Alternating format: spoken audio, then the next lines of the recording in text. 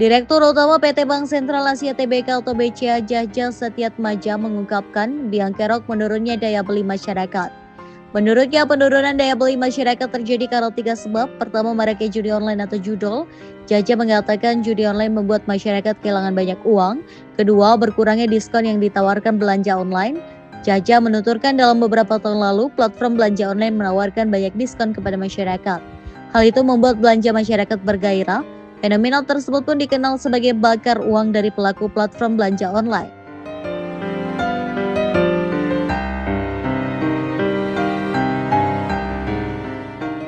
Namun saat ini diskon tersebut sudah mulai berkurang, imbasnya masyarakat harus berbelanja online dengan biaya lebih tinggi, karena daya beli pun menurun.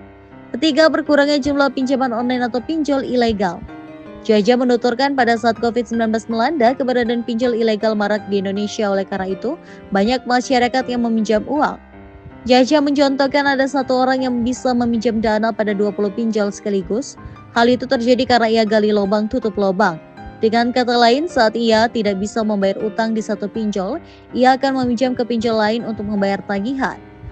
Di sisi lain, ini memang merugikan masyarakat, kendati secara tidak langsung daya beli cukup kuat. Namun saat ini pinjol ilegal sudah diberantas oleh Otoritas Jasa Keuangan atau OJK.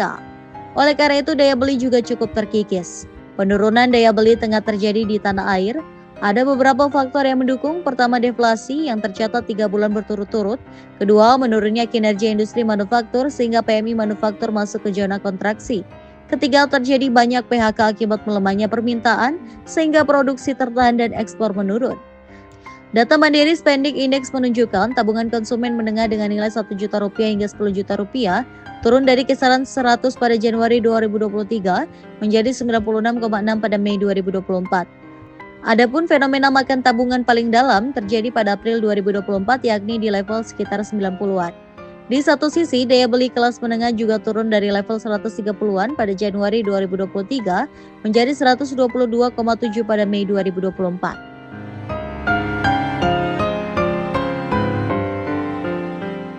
Indonesia lagi ngalamin deflasi 2 bulan terakhir. Ini pertanda baik atau buruk ya? Badan Pusat Statistik menyebut saat ini Indonesia sedang mengalami deflasi pada bulan Mei dan Juni 2024. Untuk Mei, deflasi tercatat 0,03% secara month-to-month, sedangkan Juni tercatat 0,8% secara month-to-month. Penyumbang terbesar deflasi saat ini adalah di sektor makanan, minuman, dan tembakau dengan 0,49% dan memberikan andil ke deflasi 0,14%. Sebelum lebih jauh, apa sih deflasi ini? Kalau menurut OJK, deflasi adalah keadaan di mana daya beli uang meningkat di periode tertentu karena jumlah uang yang beredar lebih kecil dari jumlah barang dan jasa yang tersedia. Saat deflasi ini, harga barang mengalami penurunan karena konsumen lebih memilih alternatif lain untuk memenuhi kebutuhannya. Padahal di periode tadi, Indonesia punya momentum Idul Adha dan libur sekolah yang biasanya membuat masyarakat cenderung belanja. Kalau menurut analis senior, Indonesian Strategic and Economic Action Institution, deflasi ini mengindikasikan pelemahan daya beli masyarakat. Apalagi kenaikan harga sejak awal tahun juga tidak sebanding dengan kenaikan pendapatan masyarakat. Menurut Roni, dari sisi harga sebenarnya deflasi adalah berita baik untuk masyarakat karena harga yang menurun dan stabil. Tapi, kalau dari sisi mikro karena harga melandai dan permintaan mulai turun, hal ini bisa menurunkan kontribusi rumah tangga ke pertumbuhan ekonomi. By the way, kalau menurut ekonom Indef, kalau di bulan Juli 2024 terjadi deflasi lagi, maka ini akan berimbas ke pertumbuhan ekonomi domestik. Nah, kalau gini, waktu yang tepat kita naik gaji nggak sih? Supaya daya beli nanti. Guys, siapa nih yang ngerasa susah banget nabung?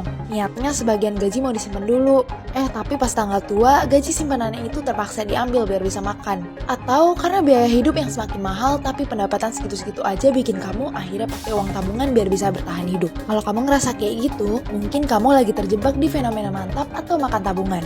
Tapi emang sih, penelitian yang dilakukan bank-bank di Indonesia menunjukkan kalau pengeluaran masyarakat kelas bawah terus meningkat. Tapi hal tersebut dibarengi dengan jumlah tabungan yang terus menurun. Artinya, untuk belanja mereka makan pakai uang tabungan itu. Nah, tabungan yang dikeluarkan masyarakat itu berasal dari tabungan yang dikumpulkan pas COVID-19. Pas pandemi kemarin, masyarakat menahan pengeluaran dan membuat jumlah tabungan menggendut. Gara-gara fenomena itu, daya beli masyarakat bakal semakin menurun karena tabungan yang terus tergerus. Tapi, fenomena itu nggak ngaruh kok sama tingkat konsumsi masyarakat Indonesia secara keseluruhan. Karena ya, sumbangan konsumsi kelas bawah relatif kecil. Terus gimana nih? Pemerintah bisa ngapain? Untuk mengatasi fenomena ini, pemerintah pemerintah bisa memberikan bantuan langsung tunai untuk kelas bawah dan menjaga tingkat inflasi biar daya beli masyarakat tetap terjaga. Gimana kalau menurut kalian? Coba sini cerita juga yang ngerasain hal yang sama.